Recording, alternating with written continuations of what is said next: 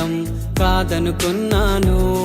ఈ లోకం ఒక మాయని తెలుసుకున్నాను. ఏది నా సొంతం కాదనుకున్నాను.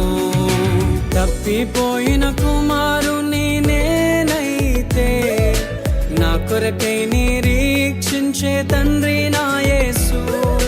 తప్పిపోయిన కుమారుని నేనైతే నా కొరకై నిరీక్షించే తండ్రి నా యేసు.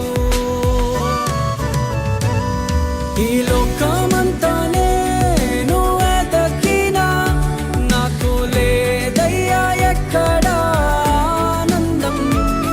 నీ సన్నిధి